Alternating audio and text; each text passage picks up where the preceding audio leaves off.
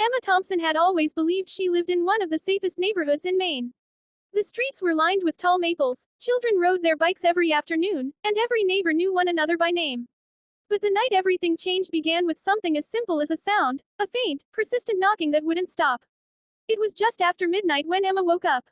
The storm outside had been roaring for hours, but this sound was different. Sharp, rhythmic, intentional. She sat up, her heart thudding, trying to decide if she'd imagined it. Then it came again. Knock, knock, knock. She grabbed her robe and walked down the hallway, the wooden floors creaking beneath her feet. The sound seemed to come from her front door. Her fingers trembled as she reached for the handle. Through the peephole, she saw nothing but rain, yet the knocking continued. Who's there? She called, her voice unsteady. No answer, just the wind. She backed away slowly and double-checked every lock in the house. For the rest of the night, sleep didn't come easily. By morning, the knocking had stopped. But on her front porch lay a small brown envelope, soaked by the rain.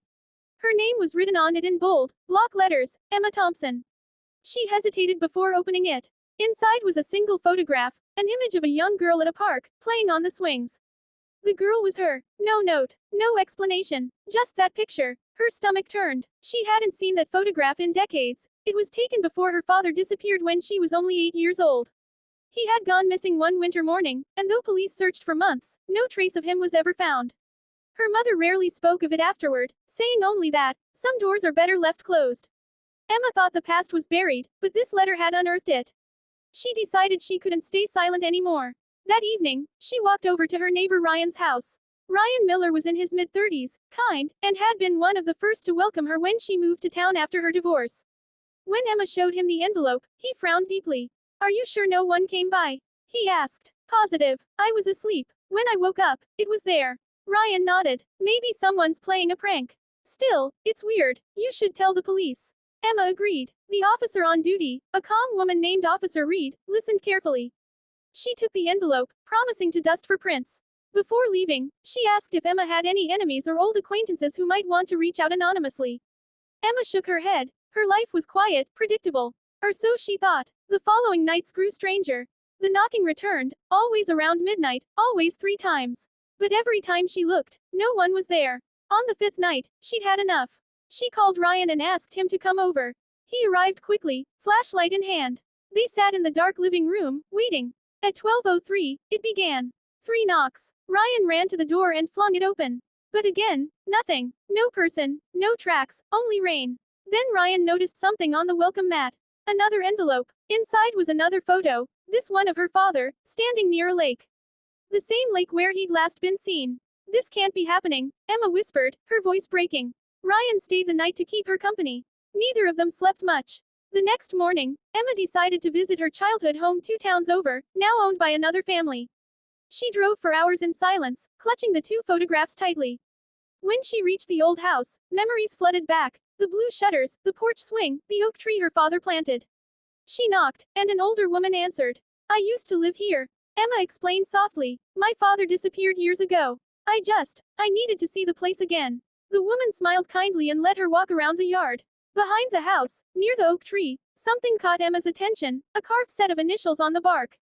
Her father's, intertwined with her own. Underneath was something new, freshly carved letters that read, still here.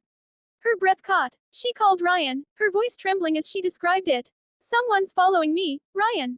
They're leaving clues. He told her to come back immediately. When she returned, he had already set up security cameras around her house. If they come again, he said firmly, we'll catch them. That night, the knocking came again, but this time, the cameras caught movement. A figure in a dark coat, standing in the rain. They never approached the door, just stood there watching. When the police reviewed the footage, the figure's face was obscured by the hood. Emma's anxiety deepened. She started to question everything. Was it possible her father was still alive? Or was someone trying to torment her with memories she tried to forget?